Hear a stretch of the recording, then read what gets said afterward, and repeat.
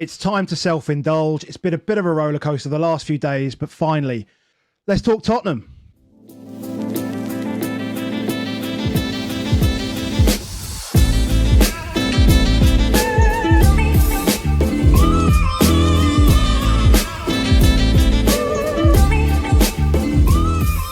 Right, guys, welcome back. This is the Above Average FPL podcast. My name's Adam. As always, I'm joined by Baker. And tonight we have a special guest. We have Nathan A. Clark from The Extra Inch. Nathan, how you doing, mate? Not too bad. Not too bad. All things considered. Yourselves? It's been a day. It has been a day. It's been, not all positive. Well, I say not all positive. Not much has been positive about today, really. Or at least it feels like it. There's a lot of emotion, and then there's just straight up, what the hell's going to happen now? I think we're in that kind of situation. So for anybody that's been living under a rock, obviously Son played his last game today for Spurs out in South Korea against Newcastle. And then right before the end of the game, James Maddison went off with a significant injury. So yeah, it's leaving us all in a bit of a lurch. No Solanke again today. So, you know, where are we basically is some of the questions that we have, and, you know, we'll be asking Nathan as well. But, okay, so Nathan, where are we? You, mate. Wow. No, we don't. No, we can move into it. Don't worry, we can move into it. How are you feeling about pre-season as a general point? I think. Mixed, a little mixed. Yeah. Hey, look, obviously it's been outside of the Europa League. It's been a rough year for Spurs fans. So in a way, you should be saying it should be up at least from last season. But I've got a few concerns right this second. Yeah. Yeah, I was in a Discord yesterday, and so I saw someone say, "Will Frank be good for Porro cleans?" And I was like, "Well, what was Ange? You know what I mean? like, how good does he have to be compared to where it was? You know what I mean? It is a little case of I'm not sure we know what we're going to get, but we know what we're now not going to get. Yeah. And yeah, I think there's definitely, I definitely think from the last couple of friendlies, obviously we won the North London Derby competition. But that was with some pretty stodgy stuff at times from both sides, to be fair, though. Well, yeah, that's true. And then we played Newcastle today. I mean, it's a weird game today, isn't it? Though that's the thing, because it's like a few days after, but it's all about Son, and it's just like, well, bit of a testimonial feel. Yeah, it definitely felt that way. Half. Definitely felt that way. Yeah, second half was like motions, and then obviously once Maddison's injured, it was like bloody hell. I think it's a good point on saying North London Derby. Not that that's even the appropriate phrase, but that game was stodgy from both sides, because I do think that there are a fair number of similarities between Frank and Arteta, and I do think as a Spurs fan you can say, hey, I would take where they are at the moment. That is certainly good enough for me right now. So if you're a little concerned about my mood and my tone towards Spurs coming in hot at the start of the podcast, you are absolutely welcome to that counter argument for sure, in terms of where Spurs are headed as a team. So, does that mean we're going to keep like 18 clean sheets and we'll be the best defensive team in the league? Is that what we're saying? It would it might come as a surprise to Spurs fans and non-Spurs fans alike if, after conceding over 60 goals for 3 seasons in a row, we then became defensive monsters. But I think that is very much on the cards. Okay, it's interesting. So we would say from our side, from like a Brentford view, is you know, we do every Sunday night look at all the games, and you know, one of the things we talk about with Brentford historically, we look at all the XG plot every week and so forth, and the things that we notice is not huge shot volumes from Brentford, but the XG per shot is always incredibly strong. We noticed that they're not horrendous in terms of defensively, but they do concede a significant number of chances. So, when you're looking at your average, when you're looking at even when you see like a 3-0 Brentford win, for example, it will often be like quite straight up straight up straight and you'll see the team that they're facing against has like a slow incline, but it does continually incline. I think Flecker made over I think he made over about 150 saves or something ridiculous last season. Most saves in the league. Which I've been thinking about that and I'm like, God, that's a lot. So how much do you trust? How much do you trust like Vicario to sort of handle that kind of shot volume? I mean, yeah, Vicario specifically, you would fancy him in the shot stopping, even if it's a change towards high volume, low quality, as opposed to extremely high quality, moderate volume from last season, right? So yeah, in terms of Vicario specifically, sure. I think that like Brentford definitely, as much as an overall thing, Frank deserves a hell of a lot of credit for Brentford. They definitely did get sort of stuck under pressure, probably too much last season and season before. Failed to recover into their sort of medium block shape, and I think that we have seen in the last two games some indication of that maybe being a pattern for Spurs as well. Defending in with every single player just outside their own box, and then struggling to turn that back into possession for themselves. So I think that's something we did notice. Yeah, I mean, that's something we noticed last year when Brentford were generally even the last two seasons.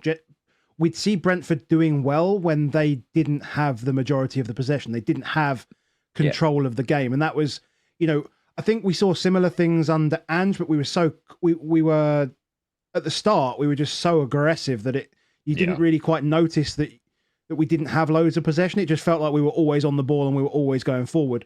Whereas obviously in the last sort of 4 or 5 months, it definitely just, particularly, obviously in the Europa League in particular, obviously just came to a halt and we just defended for our lives. And I think that's something that maybe the players are relatively familiar with, is actually not having a lot of the ball. So maybe that actually works in Frank's favour in terms of trying to mould them and sort of create these, these scenarios that he likes to work with. Maybe that'll be a good thing. I don't know. Yeah, Frank has spoken now after both of the last two games, saying, "Hey, there's some good signs, but there's definitely stuff to work on." And said, we surrendered the ball and we surrendered territory a bit too much for what I'm looking for.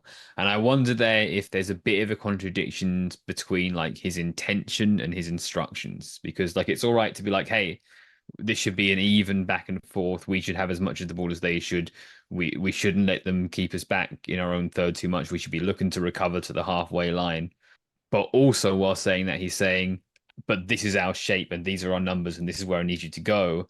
And so actually fulfilling the intention is a contradiction to the instruction, and needs to work out how he needs to tweak things from before. And that might take all season, or it might take pre-season to work out how he needs to adjust things to achieve those goals, to sort of scale up to Spurs, as it were.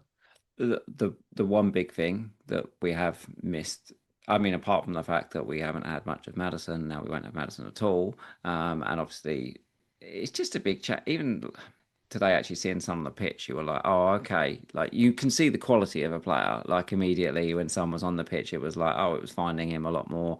But people like Porro was looking for him repeatedly. I mean, they were all going to look for him repeatedly today anyway. But I do feel like natural. There's a gravitas of the ball towards him, and then we haven't had Dom Solanke up front all season, and last season we spoke last season, Nathan, and we were quite bullish on Solanke for the season ahead. How do you think it would have been much different if Dom was starting in these preseason friendlies? In terms of whether we think the general vibe, do you think we just the general vibe and the attacking play? Do you think it would be better? And how do you think? I guess the big question is, how do you think Dom's going to fit in? To answer the first question, not much, like a little bit, because his hold-up play is levels above the other players that we played in that role, right? Maybe not physically hold up compared to Richarlison in terms of us just like bombing the ball up the pitch a few times against Arsenal, but and fighting for second balls. But I think, yeah, in terms of him making the ball stick to him and doing a little interplay, we might have seen a few more moments like that. That would have been nice on the eye. But I think for the most part, talking about Solanke being, oh, we were really bullish on him and then he didn't get that many goals last season, is because he wasn't getting the service that he needs as a forward. And he is very reliant on service. He's not a forward who is creating chances for himself at all. And we saw a bit of a role change for Johnson between Ange's first and second seasons, where if you remember in the first season, a lot of the focus was on freeing Johnson out into a wide area for him to play a first time cross to the number 9, which I thought is where Solanke would feast on. And then last season, it became more about let's find Johnson at the back post for a first time shot. Which was great for people, I guess, who had Brennan Johnson in their fantasy team, and not so great for people who had Dom Solanke in their fantasy team. Nothing more frustrating than you have your striker and you watch him make the decoy run and they play the cutback and your guy's just basically running into the empty net while the other guy's slotting in. You're like, yeah. I mean, we don't mind if it's Solanke because it's still Tottenham scoring. But for those that have me like, oh, I'm now playing for a guy that doesn't actually get the ball. And I guess, obviously people see Wissa from last season and see the number of non-penalty goals he gets. And you're like, oh, will Frank just make Solanke Wissa? Yeah, Frank's got a fabulous track record with forwards. Obviously, those forwards themselves are Watkins, Tony, Wissa, who are in their own rights very good players and have done well elsewhere. But I think that Solanke is reliant on service, and we haven't really seen a ton of service for whoever the 9 is in the last few games of pre-season. So I don't think that we would be on like the Dom Solanke hype train right now if he had been playing, I suspect. I guess I am just looking at it and thinking, we now for this season, let's just assume that Maddison is now gone for the season. Let's just assume that's where we're in. And Son. And now Son gone for the season. And that's what, 40 odd goal involvements? Yeah. It's a lot of goals, isn't it? Well, you look at it that way, man. Yeah. It's a lot of goals. It's the two people you expect to have a significant amount of the creative work and significant amount. And the good thing from an FPL perspective is if that number of goals maintains or gets higher than what it was last season, then you're going to get it at a much cheaper price than what you got it if you were buying it under Son, who's, continually expensive. So Son would have been 8.5 million. He's normally over 9 million and so forth. And Maddison, 7 million. So now you're like, well, if we don't sign players that take that, and we hope we sign those players, but if it goes to Tell, if it goes to Kudus, if it goes to Brennan, if it goes to Odobert, any of those guys, they're all much, much more affordable from an FPL perspective. So it's like, where does the creativity go? I think everyone's looking at the set pieces, I think, as well. Like, Adam, you were pretty bullish on Porro, weren't you, the other day? And he was doing I thought he was doing some fantastic free corners in the Arsenal game. And then suddenly Tell was on them today. And I was like, what's that about? That's pre-season for you. Yeah. Is it that you just like? Is it suddenly that if Tell's on the pitch, he takes them, or is it? I'm just going to do that today? Do you know what I mean? We'll get a bit more knowledge on those things, but I guess I'm trying to work through where do the goals, where do the assists go? I guess on that, I think the case for Solanke would be that a lot of the time last season we played like Son on the left and Johnson on the right, relating to what I said earlier about Johnson at the back post. Son and Johnson are like goal scorers, first of all. So you're essentially playing 3 forwards who've got to split the goals between them. And that's where you get that downturn in chance creation for Solanke. And we're heading into this season, and I mean, almost definitely Kudus is going to hoover up over 2,000 minutes comfortably next season. You would assume, without injury, touching fake wood. And you may well see Odobert on the left. Odobert Tell, we'll see. And so that is shifting to a much more sort of generic setup where there's a bunch of creators targeting one goal scorer or two, and then the others are the sort of secondary goal scorers. Now you might end up with Tell on the left, and then he's maybe like a halfway point between scorer and creator. Has some nice creative passes on him, that can also be a bit tunnel visioned, of course. So yeah, that would be the argument that yeah, the Solanke could I don't know if you saw the interviews with Frank, but the journo set him up with you've played Brennan, you've been, or maybe it was they were training with, but he's basically suggested Brennan could be moving to play on the left with Son going. And so the journo set him up to that. He didn't venture it to that. And his words effectively were, yes, he could play on the left. He then said, but Wilson can also play there, and played very well the other day. So his first response was about Odobert, and I was like, oh, that's interesting. And then he said, and of course, Tell could play there if needed. Now, the way he sort of said that was like, oh, okay, that suggests to me that you don't necessarily see Tell as a left winger. Interesting. And made me wonder whether he thinks that Tell might be more the understudy forward almost type space that he's looking for it. But it was very interesting that it felt like Tell's name came as almost an afterthought. As I said, Brennan's was placed in his mouth. Odobert was the first response, and then that was there, and I was like, Odobert obviously used to play for Burnley. If he gets that first game, and it looks like he will get that, if it looks like he will get that first game, people are definitely thinking FPL might be tempted to dive in there. What are we looking at price wise for Odobert? I got this out 5.5. 5.5. Yeah, cheap. Yeah, I think if you're looking to get a way into the Spurs attack, that's a financially efficient one. Yeah, I think whatever happens, we're going to see it, right? We're going to see it in the PSG game, pretty much how we will be set up. So I think, fortunately for Spurs, at least there will be some sort of prior information that we should get, hopefully before the deadline hits a week on Friday, which is good. Which is good. What about Kudus? How do you feel about him? 6.5 isn't too expensive either. I can see why he's in a lot of teams. My concern with Kudus coming into Spurs was, hey, brilliant player on the ball. Works incredibly hard off the ball as well. But he can be frustrating in the final third with his decision making. So far in preseason, and it is preseason, right? So whatever. But so far in preseason, looks like that decision making is scaling up to a team who have a few more players in the final third and string some attacks together. So yeah, I see the excitement for Kudus for sure. And you would expect him to have that right wing pretty much nailed down again. One thing I suspect you probably wouldn't see on Twitter as such that we might see is big FPL guys. You follow lots of different people, follow all millions of different clubs. West Ham fans were not happy about the Arsenal game the other day. Like, there was a lot saying, oh, they got Kudus from 23-24, did they? And then that spiraled a load of stuff like, hold on, this guy's just been not doing what he was doing in that game for literally a year. They seemed very angry about what they were seeing in terms of from Kudus, and I was like, well, that's nice for us. But yeah, because that's definitely something I think a lot of the West Ham said last year. They'd say like he was unbelievable for a game, and then like 8-9 games of very little.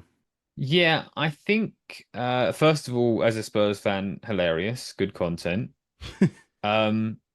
I think that in terms of maybe underlying numbers, the difference between the two seasons wasn't that huge. And his dribbles went out on the left basically for the whole season. Yeah, he was moved to the left because of Bowen.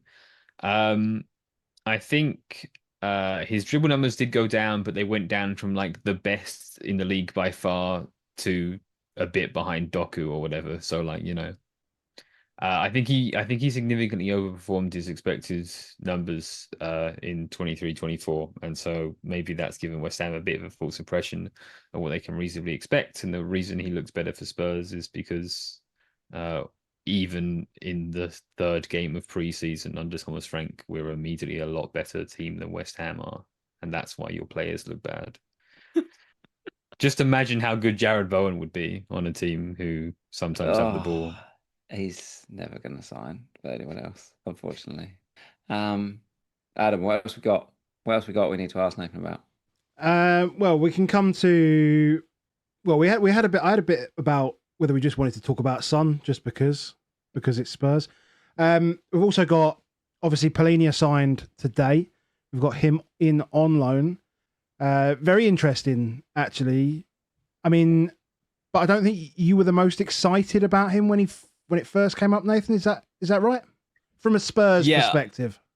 From a Spurs perspective, I don't think he's the profile the Spurs need. And I think that if you take like the surface level take of like, oh, Thomas Frank is kind of a bit of a defensive coach, more defense first, not that attacking. I think there's some truth to that. I think it's a lot more nuanced than that. But what I think that this signing does to fill that number 6 voids that we have with a guy who wins the ball as well as any other midfielder in the league, in the world, but doesn't offer a lot on it, really enforces that kind of stereotype, as it were, about Frank and kind of makes us that team just through his profile alone. I think what Spurs needed was a playmaker in that role, someone to progress the ball, someone to feed our attackers, someone to give us technical comfort in ability to receive the ball back to goal and turn with it and things like that. And I think that we're gonna miss that profile. We're gonna miss that profile at the same time as being Spurs fans and watching this guy crunching people with tackles 8 times a game, going, "Wow, I love this guy!" Right? Going, "I love this guy. I wonder why we can't get the ball forward. What a mystery!" Right? From an FPL perspective, there's this new defensive points thing that I haven't even tried to understand. Maybe you can help me out, or maybe that's not to the interest of your audience, who will be already very familiar with how it works. Okay, people are DefCon. That's what we've got. DefCon. Okay, defensive contributions. This guy is a defensive monster, and I think that he will be doing that on a pretty defensively sound team. So he'll be getting clean sheet points, and he'll be getting ball recovery, tackle, interception points, and he'll be starting a lot. So as much as I think that he's a bit of a missed profile for Spurs, I think he could be good for this. Should we put the table up? Yeah, stick the table up, mate. Stick the table up. So just for everyone, just very quickly before you head off there. I mean, this is the table that the Premier League released before, obviously, the signing was made, that just showed from the last 3 seasons where certain players would be. And for those listening, Declan Rice tops this from his time at West Ham in 22-23 and 21-22. Then you've got Idrissa Gueye, and then you've got Palhinha in 22-23. 35 starts, hit defensive contribution thresholds 68.6% of the time, with 48 additional points. In 2023-24, 31 starts, hit it 71% of the time, so that's literally just a minutes issue, and picked up 44 additional points. For context, Tarkowski, 33 starts, 44 additional points. Rodri, from 21-22, 33 starts, 46 additional points. And Caicedo from last season, from 24-25, 38 starts, 42 additional defensive contribution points. So he's in and amongst and around all of them, and he's in this list twice. The only other person in this list twice? Or there's 2 others. There's Rice and Rodri, right? Yeah. That's it. So it's back-to-back seasons, isn't it? What this is saying is, for example, the 22-23 season, if the DefCon metric existed in the game, Palhinha would have got the points that he got, whatever that was, about 100 or something. Yeah. And then he would have also got an additional 48 points. Correct. And so there's a significant value of a point market deflation coming in, because they're flooding in a whole bunch of ways to get new points that weren't there before. And so this devalues forwards who don't tackle and stuff quite a bit. Yeah, it brings other people into the game, that potentially you wouldn't have looked at before, if the price is right. I think he will come in at 5 million dead. That's my prediction. And if he does, I think people may be interested. I think if he comes in, if he comes in a bit more than that, I'm not so sure. One of the other things is that we don't have that many guys that are that good at heading a Oh ball. yeah, of course. He's He was the a threat. primary target for Fulham when Mm. he was there. Like they would look for him more than anybody else. Like, and if we do go full set piece Spurs, you saw Norgard do it last season. Effectively quite regularly for Brentford. He won't be sitting outside the box. He won't be mopping up at that point. He'll be in there. I guess my only thing is when we were first linked to him, like you, I hoped that somebody else might be coming in as well. Like I didn't is because he only made what 10 starts last season for Bayern or so. Not huge minutes. He's not young. I just wondered if we think he is going to play every game, or do we just roll him out for some games? So do we roll it? Do we play him in the Super Cup? Don't play him home to Burnley. Then it definitely will play against Man City. Like, do we think he's just going to play every game, or because he's so different to the other people we've got that you almost feel like, well, I've got to play him every game. Yeah, I can kind of see. I can kind of see a situation where like we rotate Bentancur and Palhinha because we've already got Bergvall and Sarr and Gray to play that other midfield role. Mm. Hey, I would love it if we brought in a creative six to be the alternative there, but I don't think that's going to happen. But I think that if we do get into that rhythm of playing Palhinha in the big games and playing the more technical player in Bentancur in the smaller games, I think that it will take us a while to sort of establish that habit, establish that rhythm. Yeah. So I suspect early on we're going to go with our shiny new toy as soon as he's settled. Just playing.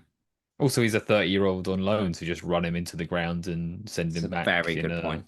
Yeah, via a stretcher.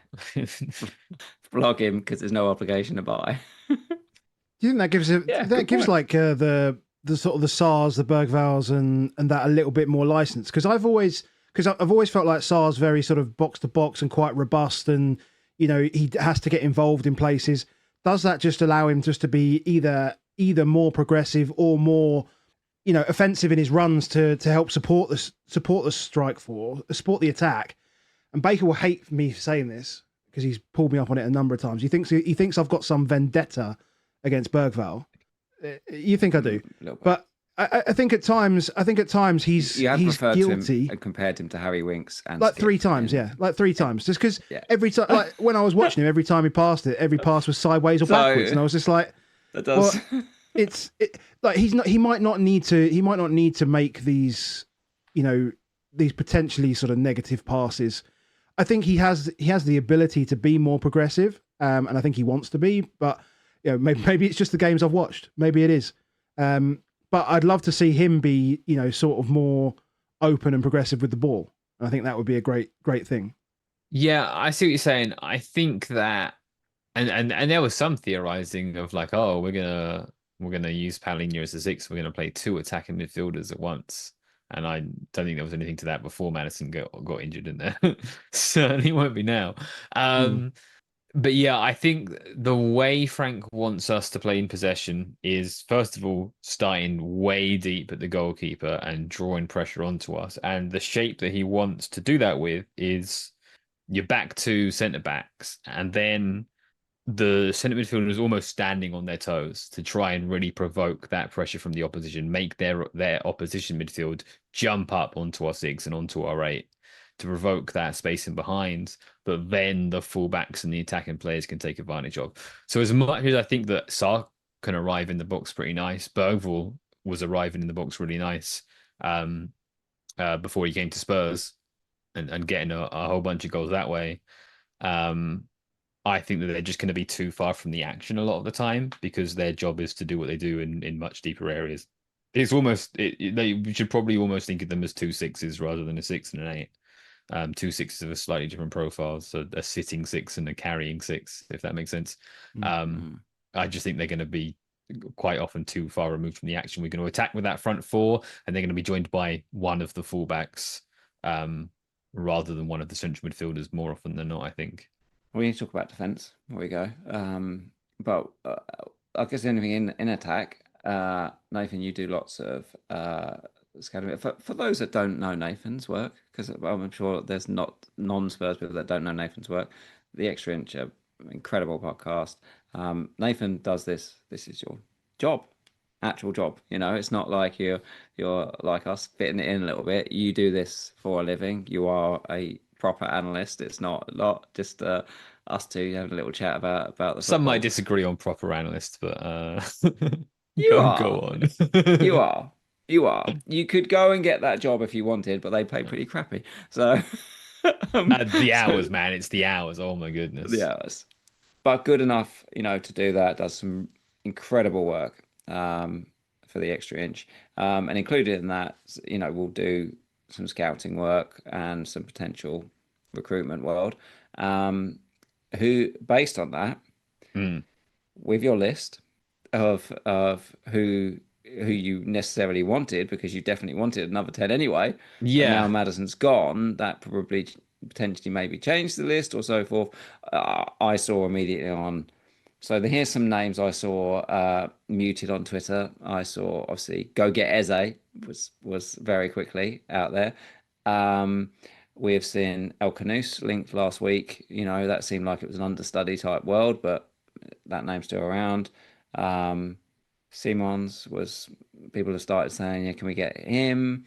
I saw some Jack Grealish muted out there. What do you think? Yeah, yeah. I mean, we were looking at breaking our transfer records to bring in a player before Madison got injured. So you would certainly expect some action in this area. Obviously Eze is a brilliant player. It just seems like he's got his eyes set elsewhere. And that's kind of done. Probably the same with Simmons, but yeah, maybe you can jump on that one. If Spurs buy any of the following players, I reckon that they will basically be a lock to start because they ain't got no competition as the 10, and they should be in for a few goals and assists. Magnus Akliuche, El Canus, who you mentioned, Charlotte de Ketelaere, Enzo Milo, Damsgaard from Brentford, Nico Paz, Simmons, who we've already said, John Rowe, and Romano Schmidt are all players that I quite like. Some of those are cheaper options, but still good. What I haven't done is gone, oh, Madison's injured, and obviously the budget is there. Who are the ones above that? I mean, I guess Simmons and Akliuche are the more expensive options. Are there more that I would add to that? None are coming to mind immediately. But I think that just because they're a cheaper option doesn't necessarily mean that they're not a very, very good option. We will remember that Son was the cheaper option in place of Saido Berahino. So Yeah. Yes. And if we don't get someone in the next week, panic. would you yeah, and would you, like, from an FPL perspective, would you just avoid our attack? Yes. Yes, absolutely yes. Yeah, I think So there's a lot of stuff. I was going to say there's a lot of stuff that's going to change, right? In the next couple of days, we'll see new team model strengths and stuff like that start feeding in, because obviously the last information that we had was before Friday, and then since then Son has announced he's leaving and Maddison's out. So that's a big enough step change, I think, in Tottenham's attacking strength that there will be some corrections that the market will have made already on the number of goals we're going to score. Well, basically just the number of goals we're going to score. But it might also elevate things like Solanke's goal share and stuff like that. But we'll see. Exactly that. I think that's what it's going to be, a combination of two. And I think Palhinha and all of it, like you say, it does start to say this defense. So that's the bit we got to talk through.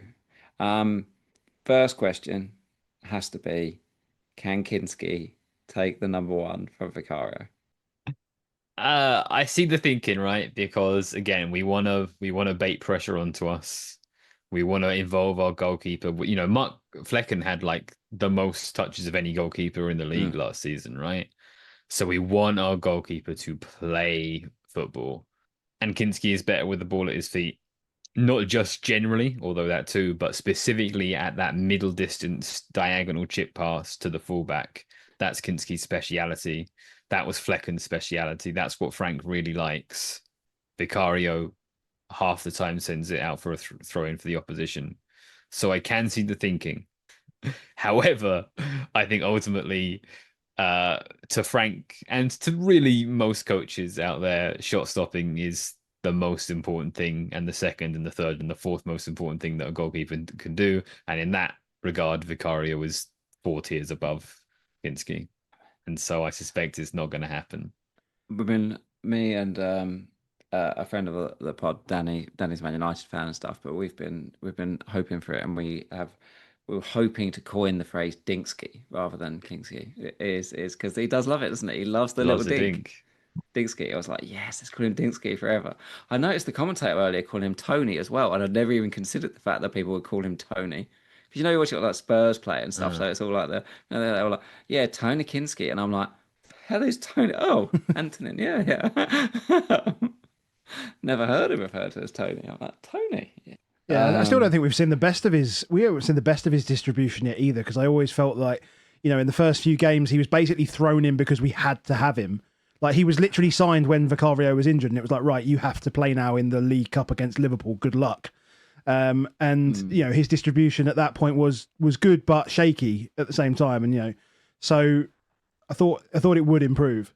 I watched today though. There was 3 or 4 times today where he really baited the attacker, like to an extent of like, it didn't feel shaky at all. It was almost funny watching it. Of that he's almost like, I'm just gonna just touch it a little to keep the attacker goes, and it was pure bait every time. He knew exactly where he was hitting it. It wasn't like, oh, I'm switching it, or it's just gonna go out for a throw in because I've left it a bit late. I really enjoyed the way he did bait in the attacker when he was doing it to do that pass. It wasn't just the fact that he's got the distribution skills; it's that he does it in a pretty cool way that I was like, oh, I would like to see that more. But like you say, do we have the style? Do we have the attacking flair right now? It's a bit similar to what you said with Palhinha, isn't it? We're likely to play him into the ground certainly early on because defense first, and it feels the same.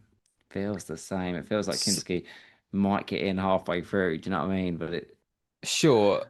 So Kinsky's priced at 4 million, which is the cheapest a keeper can be, right? Yep. So given that you maybe want to steer away from Spurs attack, you could get both. And then if there is a rotation, you don't miss out. You're insured against that. The problem is people, what people really want him for in the 4 million is, what we're looking for is, you've got to play in the first half of the season your bench boost chip, which is basically the chip where all of your 15 players play.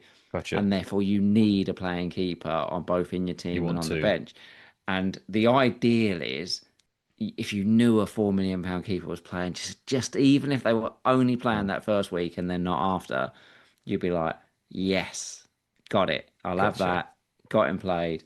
There's a bit of a chance with Darlow with that because Perry, the Leeds keeper, apparently is not particularly fit and is in a race to get. So you're probably looking to sniff out an injury, realistically. Yeah, you're sniffing out like that type of stuff. So if Perry's not fit for Leeds, and you can just get Darlow for just that one game against Everton, then you're like, maybe he's the one for it. But yeah, it's trying to work through.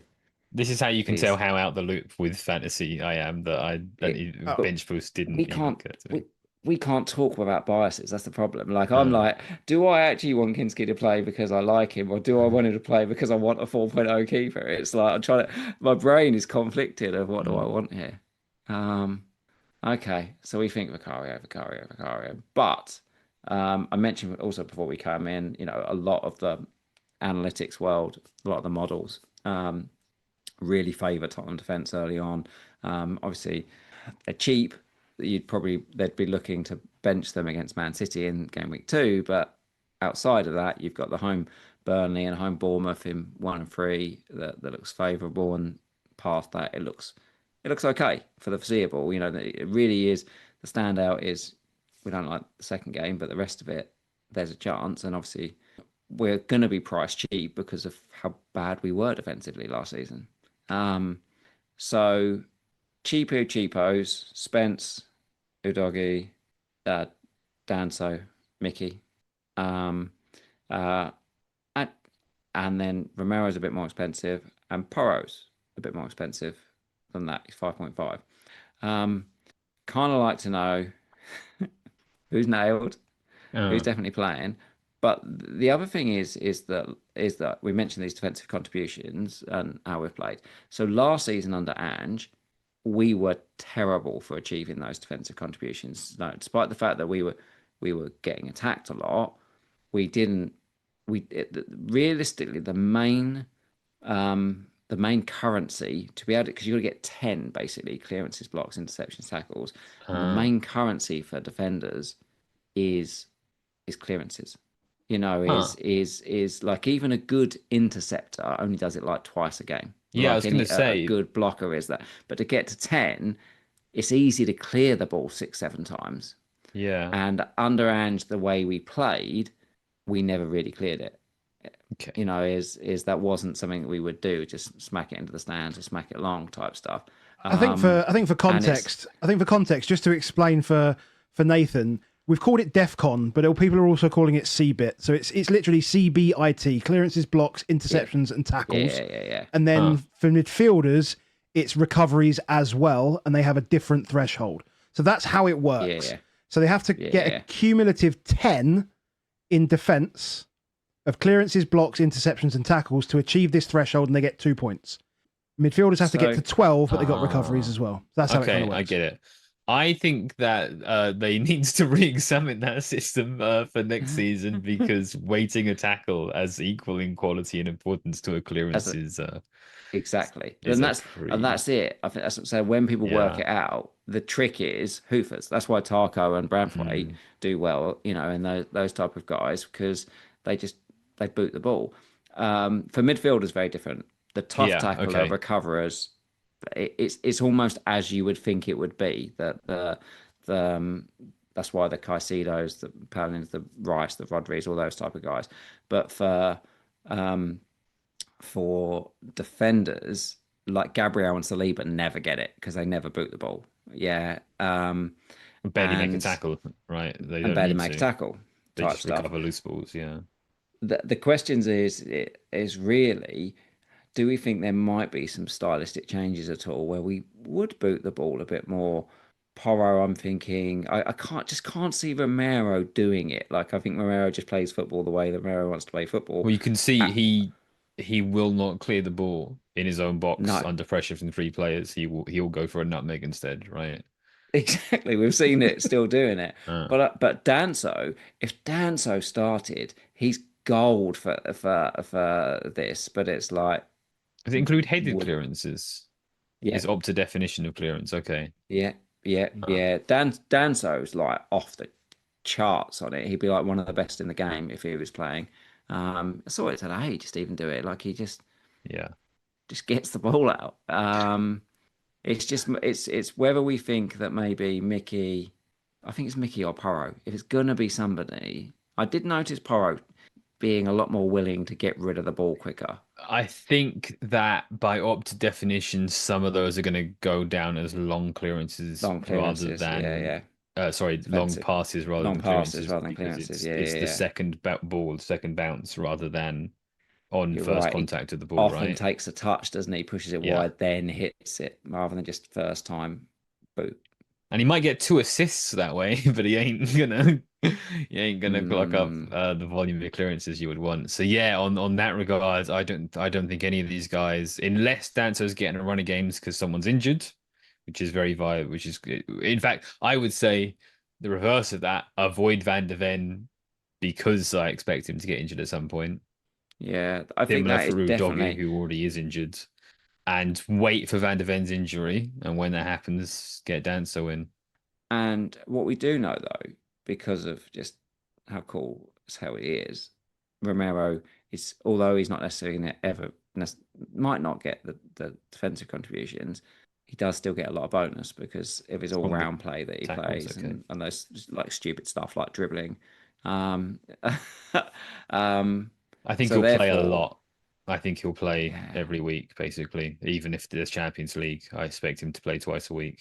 I do think Romero is worth the extra £500,000. That's my feeling. I can't shake it, but I guess I'll go then to Adam. Is Porro worth £5.5 million? I think he is. As much as the models love Spurs defence, I are maybe not as hot on it. So I can't be after last season. And I know Frank's going to make changes, but still, I just still think that we're going to concede chances and, clean sheets being a currency that is pretty important to us.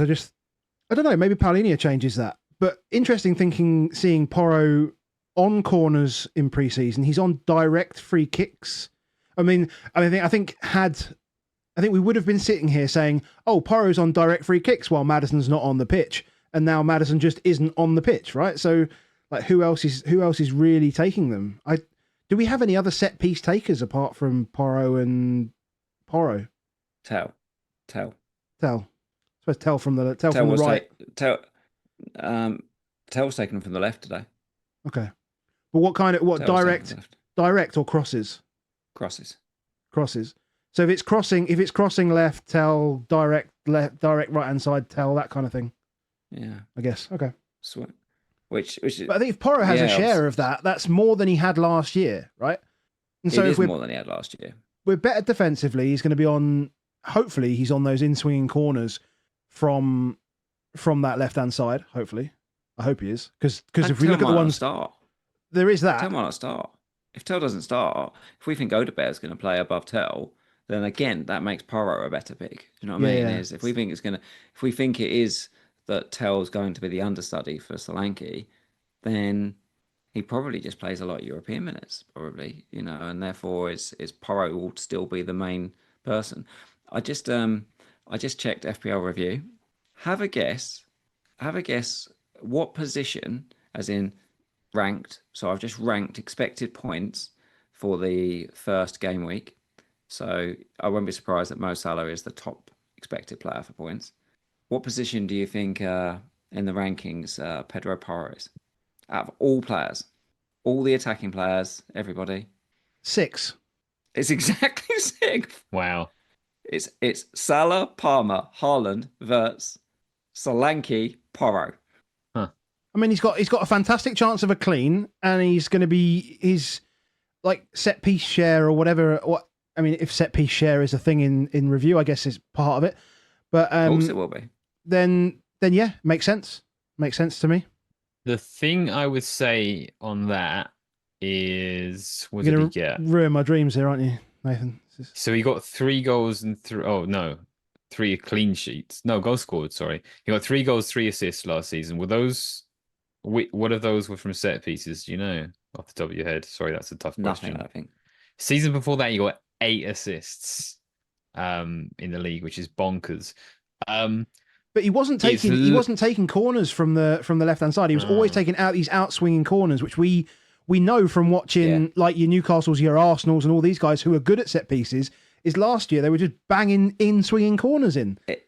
It always felt like a token. I felt like our right-sided corners were like token corners. They just were like, oh, okay, we'll do that.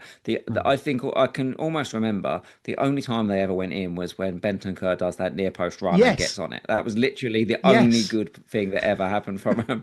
But other than that, it was all about, oh yes, we've got an in swing on the left. Son can take it. Maddo can take it. They were good, Yeah. Sorry, Nathan, I cut you off there. Yeah. So 6 expected assists in the 23-24 season, resulting in 8 assists actual. The thing with that is that it looks like we're going to at least sometimes do the situational back 3 in build-up, and sometimes, maybe even often, that's going to be Porro sitting in the back 3, so he's not going to be getting forward for open play goals and assists in those situations. How often that ends up being the case, does it depend on Udogie's injury? Are we going to change things up because then, Ben Davies is going to come into the team to be the starting left back? Does it depend more on the wingers? And then even in the Arsenal-Newcastle game, we didn't really use the situational back 3, so maybe that's already an idea that he's tried out and decided to throw away. Yeah. But I would keep an eye out for whether Porro is playing as a wide centre-back in possession, whether you think that's a significant factor towards his points next season if he's not getting in the final third in open play. I think the thing is that even if he is playing that slightly deeper role from times, we saw Lewis Potter for Brentford, and it hit a lot of long through balls basically. And Porro tried that really. Son was offside in about the first 15 minutes. Just that one, but he tried it, and I was like, that was very reminiscent of the balls. They would just work it out to Lewis Potter, and he would just bang. There was a goal he scored. Who was it? He scored. Bruno scored against. I want to say Southampton. Brighton. Brighton. It's Brighton. Yeah, it was because Wissa pulled Dunk out of position and he just went straight over the top. But like it was quite reminiscent. You could see there was the Richarlison dropped in and he went straight over the top to Son down the left, and I was like, that's a Brentford move immediately. That's true. So we might. I was thinking, who could play that sort of quarterback long? He can do that. And I think Porro. that if that is the case, Spurs are going to be quite reliant on Porro and Romero for ball progression because of the shape of our midfield. So yeah, there you go, maybe. But I do think Romero and Porro are worth the money over them. If you're gonna go with Spurs defence, I think you should go with the quality one, because, like you say, I just expect Van der Ven to get injured. Just a transfer waiting to happen. And if he doesn't get injured, it'll be because he's getting rotated out the team to play Champions League midweek. Yeah. There you go. Yeah. Oh, I think that's us, isn't it? Well, I mean, we were going to sort of just ask whether there was any other takes that you had, non-Spurs perhaps, that might be relevant for us to consider, think about. You know, we've seen a lot of players come into the league recently, expecting a lot to get off to hot starts. You know, Wirtz and Gyökeres and João Pedro to Chelsea and all this sort of stuff's all happening. Isak, people looking at all the Isak in the world. If Wissa goes to Newcastle, is he like the best person in the world or what? Yeah, all this sort of stuff. In incredible headline shock, Spurs fan doesn't rate Arsenal new forwards signing. Shocker.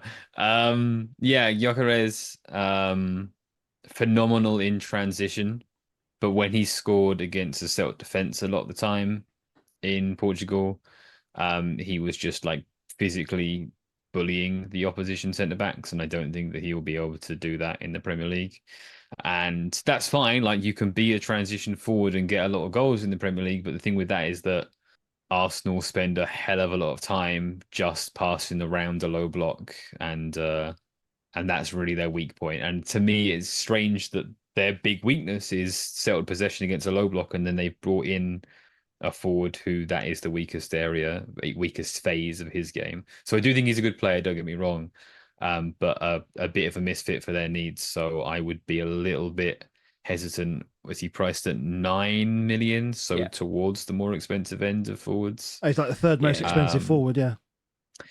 If Sesko comes to the Premier League, not entirely different to those things, but I think just such a physical freak of nature that he will probably blossom. If he comes to Newcastle, who are a more transitional team, he could really bag some goals. Even United, who are a transitional team sort of by accident, there too. So Sesko, obviously his price might be outrageous and you've got to wait for that, but I think he's definitely one to wait on.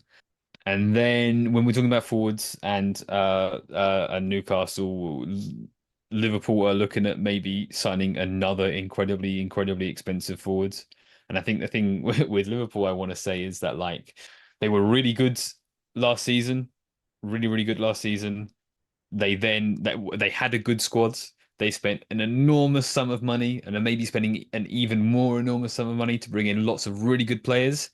And I expect them to be worse as a team following that linear series of events because football is just like that sometimes. Funny in that way. Like Wirtz, oh my goodness, what a player Wirtz is. But I just think that they are going to be given respect, so much respect next season, that teams will sit off and put them in that position that I was talking about Arsenal facing, and that they will suffer as a result, and struggle a little more next season, despite having a ridiculous squad. Interesting. What are you giggling about now?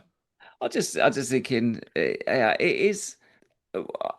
I do agree with teams will respect Liverpool incredibly and will sit off, and I think we all immediately in our brains are like, what does it mean for Mo?